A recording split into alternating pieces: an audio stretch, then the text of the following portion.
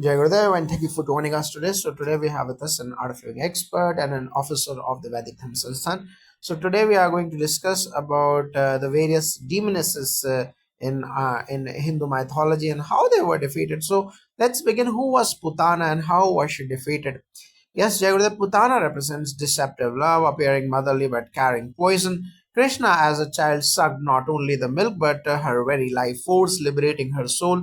Spiritually, Putana shows how divine innocence exposes hypocrisy. In scriptures, Putana was blessed by Krishna despite her intent. She attained moksha because her body had touched the Lord. The lesson is that even wrongdoers, when connected with divinity, can be redeemed. In daily life, when we surrender our negativities to the divine, transformation happens. Now, how did Lord Rama kill Tataka? Tataka, mother of Maricha, was once a beautiful woman cursed into a Rakshasi. She symbolizes uncontrolled anger and destructive tendencies. Rama killed her as his first duty under sage Vishwamitra's guidance. Tataka was symbolic of eliminating inner demons before great spiritual work. For Rama, this act was initiation into dharma in life. Before pursuing noble goals, we must discipline the mind, overcoming rage and attachment. Tataka teaches us to face challenges without hesitation under a guru's guidance. Now, what does Surpanaka represent?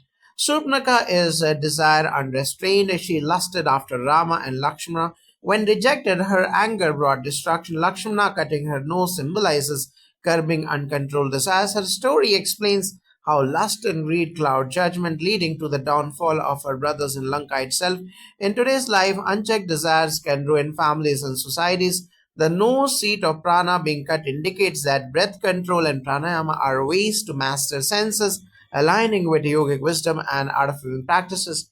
Now, how was Simhika defeated by Hanumana? Simhika lived by grabbing shadows of beings flying across the sea. She represents hidden obstacles, jealousy, envy that pulls us down. Hanumana entered her mouth, expanded, and burst her apart. Symbolically, Hanuman teaches that when obstacles engulf us, expanding in courage and inner strength destroys negativity. Jealousy feeds by pulling down others' light, but through self confidence and faith in the divine one transcends it. Hanuman's victory shows that service, devotion, and courage are the antidotes to envy. Now, what was the significance of Lankini's defeat? Lankini was the guardian spirit of Lanka, fiercely loyal to Ravana. Hanuman struck her and she realized prophecy. Lanka's fall was near her. Defeat signifies that when adharma grows, even protectors of unrighteousness lose strength. Hanuman's entry to Lanka was symbolic of divine will, overpowering evil strongholds. In life, when truth knocks, falsehood collapses. We should never align with adharma for temporary power, it eventually perishes. Now, who was Kumbhini and what does her story mean? Kumbhini, Ravana's sister, fought against Rama's army. Though less mentioned, her role shows how familial bonds were entangled in adharma. She fell in battle. Kumbhini represents blind loyalty to family even when they chose adharma. Dharma teaches discrimination or viveka, supporting what is right over blood ties. Today, standing for justice may require us to oppose even close relatives if they are unjust. Her fall is a reminder of that duty. Now, was Diti considered a demoness? Yes, Jayagurudev, Diti, mother of Daityas, wasn't a demoness but a progenitor of Asuras. Her anger against Indra led to births of demons. Diti represents unfulfilled ambition and resentment, which can birth negativity. She was subdued by Vishnu's cosmic balance, not killed. The lesson suppressed anger in a mother can create generations of unrest. In life, cultivating peace, prayer, and devotion ensures that what we give birth to, whether thoughts or actions, are sattvic. Now, who was Danu and how is she remembered? Danu, mother of Danavas, is considered a primordial force, though not directly killed. Her offspring battled Devas repeatedly. Danu signifies vastness of unmanifest potential, which, when misdirected, becomes destructive. Vishnu maintained balance through cycles of battles. In yoga, this points to controlling prana, directing it constructively through pranayama, not letting it become destructive. The Devas and Danavas exist within us. The balance must be restored constantly. Now, what is the story of Holika's defeat?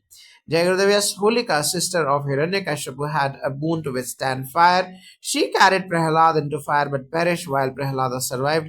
Holika represents misplaced power, using blessings for adharma, using divine protection saved Prahlad because of his bhakti. The holy festival celebrates this victory in daily life, misuse of gifts, Talents or wealth leads to downfall, but sincere devotion overcomes even deadly conspiracies. Fire burns impurities but spares devotion. Now, how were Bhandasura's demons destroyed? Bandasura created countless Shaktis like Dhumini and Shivaduti to oppose Lalita Tripura Sundari. Devi's weapons and mantras destroyed them all. These Shaktis represent distractions, doubts, negativities arising during sadhana. Lalita's victory symbolizes that through mantra, meditation, and Guru's grace, these inner enemies dissolve, just as Lalita used the Kameshwara Astra, who we use breath and awareness as weapons today. The story assures seekers that divine will always wins. Now, how a Rakta Bija's demon is destroyed? Rakta Bija had the boon that each drop of his blood created clones. His female aids to multiply through blood magic. Kali drank the blood before it touched the earth, ending the cycle. This shows how negative thoughts multiply when fed. Kali's act is symbolic of intense awareness, absorbing impressions before they manifest in daily life. Meditation prevents proliferation of anger and hatred. By keeping awareness sharp, we stop one negative seed from becoming countless karmas. Now, what about Mahishasura's female commanders? Mahishasura employed several demons in his army. They embodied cruelty and arrogance, but all were slain by Durga. Symbolically, arrogance, aggression, and cruelty are feminine aspects misused. Durga's victory shows that feminine energy, when aligned with dharma, destroys the dharma. In yoga, Shakti must be directed through sadhana, otherwise, it becomes destructive. Durga's lion represents courage needed to tame such energies. Now, how did Devi handle Pishachini Rakshasis? Pishachinis are flesh eating demonesses who torment people through fear and possession. In Devi Mahatmya, they were subdued by the goddess's brilliance. Pishachinis represent uncontrolled subconscious fears in satsang and chanting. These fears dissolve. Mantras act like Devi's light, dispelling darkness. Just as Devi made them powerless, spiritual practices weaken hidden psychological afflictions. The teaching is clear. Fear loses hold when we align with divine vibration. Now, who was Ajamukhi? Ajamukhi, the sister of Supnaka, was a Rakshasi who attacked Lakshmana and Hanuman. She was killed in battle. Ajamukhi symbolizes stubbornness and blind aggression. She represents forces that try to disturb noble warriors. Today, aggression without purpose destroys relationships through pranayama and meditation. We learn to channel energy. The Ramayana teaches that impulsive aggression without dharma has no survival. Now, what about Hidimbi's skin? Hidimbi herself transformed by marrying Bhima, but her kin were Rakshasis hostile to the Pandavas. Bhima slew them. The story shows that lineage or family history doesn't decide destiny. Hidimbi rose above her Rakshasi nature through love and devotion, but her kin clung to negativity and perished. Spiritually, we too can transform despite past tendencies if we choose dharma. Guru's grace guides such transformations. Now, what are female adversaries against Jatayu? Yes, in Ramayana wars, female Rakshasis allied with Ravana opposed even Jatayu's sacrifice for Sita. This reflects how even feminine forces can align with a dharma, but dharma represented by Jatayu's courage shines despite being defeated physically. The Rakshasis perished later when Rama fought Ravana. Symbolically, sacrifice of righteous souls ensures victory of truth. Now, what is the story of Charchika's rivals? In regional traditions, Charchika Devi defeated several demonesses who opposed her devotees. These rival demonesses are symbolic of egoic tendencies like jealousy and pride. The goddess overcame them through compassion and ferocity combined. For us, combining firmness with kindness dissolves negativity. Just like Devi balanced Shakti, we balance discipline and love in life. Now, were there demonic illusions from Maya Devi? Maya or illusory power sometimes took demonic female forms to delude seekers. They were overcome through devotion. These forms show that the illusion can be more dangerous than outright enmity. The solution is satsang, swadhyaya, and sadhana. Illusions fall when exposed to truth. Maya's defeat symbolizes clarity born of meditation, where the mind ceases to be deceived. Now, who was Kali Pishachini? In Tantra texts, Kali Pishachini is a fierce demoness haunting cremation grounds, subdued by goddess Kali. She represents fear of death. By worshipping Kali, devotees transform fear into liberation. In life, we often run from mortality, but facing it gives freedom. Art of living practices like meditations on death awareness mirror this wisdom. Facing impermanence destroys inner demonesses like Kali Pishachini. Now, who was and how was Ketaki Rakshasi defeated?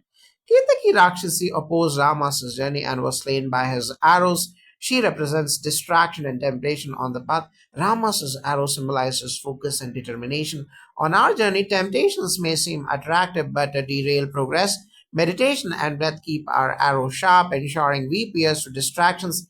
Ketikis' defeat is a reminder that clarity is our greatest weapon. Now, what about Anjana's cursed forms? Anjana, Hanuman's mother, was once cursed to take Rakshasi forms before being liberated. Shiva's grace transformed her back. This tale shows that even noble souls can face karmic challenges. Curses represent karmic baggage, but divine devotion redeems. For us, hardships don't define destiny. Sincere practice, like Anjana's devotion, purifies karmas. Gurudev often says meditation is the ultimate purifier, just as Shiva's grace freed Anjana. Now, how did Vindhyavasini Devi handle her rivals? Vindhyavasini, a form of Durga, fought several demons who attempted to block her path. She overcame them with ease. Vindhyavasini's story emphasizes balance. Vindhya, or the mountains, symbolize ego rising. She subdued rivals, showing that Divine Mother keeps ego under control. In daily life, devotion helps us keep humility amidst achievements. Without surrender, ego becomes a Rakshasi within. Her victory inspires seekers to balance power with humility. Now, who was Karkati, the demoness of hunger? Karkati, also called Lohita Chanda, was a demoness of insatiable hunger, subdued by Vishnu's grace. She represents greed and endless craving. Scriptures narrate that only when she meditated did her hunger transforms into wisdom. This is a deep teaching. Meditation turns craving into contentment. In today's consumer driven world, Karkati's story teaches us to look within for fulfillment instead of waiting unending desires. Now, what about the 64 yoginis turned fierce? Some texts mention yoginis misled into destructive acts, later subdued by Devi. They represent scattered mental energies. Without guidance, Shakti becomes chaos. With discipline, it becomes yoga. Guru's grace channels 64 inner paths into sadhana. In the art of living, we often say when prana is scattered, life feels demonic. When focused, life blossoms. The yogini's transformation teaches control of energy. Now, how did Chandraghanta Devi face adversaries? Chandraghanta, a third form of Durga, fought many Rakshasis with her bell and weapons.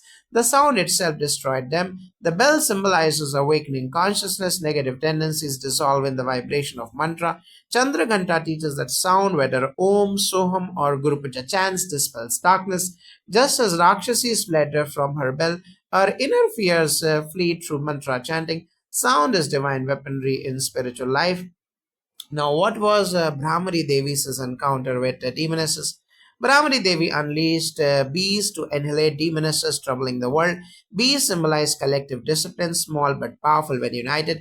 Negativities that seemed huge perish under their storm. Spirituality, when thoughts are disciplined, they overpower demonic emotions. Meditation gathers scattered prana like bees, striking precisely. Brahmari's story also relates to Brahmari Pranayama, which calms the mind, defeating inner demonesses of anxiety.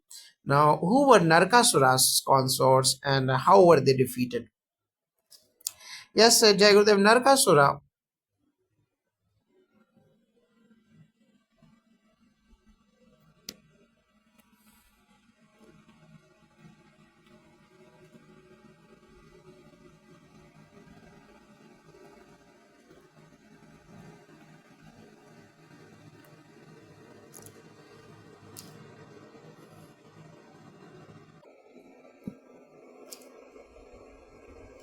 Now, who were Narkasura's consorts? Yes, Jagadev, Narkasura had demoness consorts aiding his atrocities. They were destroyed when Krishna and Satyabhama slew Narkasura. They represent companionship in negativity. Association with adharma leads to destruction. In daily life, company matters, satsang uplifts, while negative company drags us down. Narkasura's consorts perish because they chose adharma. The lesson is seek noble company, align with dharma, or risk downfall with the wrong alliances. Now, what is known about Utkala Rakshasi? In Odisha folklore, Utkala Rakshasi spread terror before Devi destroyed her. She represents regional forms of negativity, fear, in collective psyche. Temples built where she was defeated became centers of worship, showing how fear transforms into devotion. Communities heal when collective energy shifts to bhakti. This is why satsangs are powerful. They convert fear into celebration, just as Devi converted Utkala into Shakti. Now, who was Bala Rakshasi? Jai Gurudev, yes, Bala Rakshasi attacked the children, embodying cruelty towards innocent. Devi killed her. She reflects forces that target purity and innocence in society. Corruption of children through bad influences is a modern Bala Rakshasi. Protecting the young through values, culture, and meditation is dharma. Bal Rakshasi's death reminds us that Divine Mother safeguards innocence when the society stands with dharma. Now, what about Andhaka's mothers?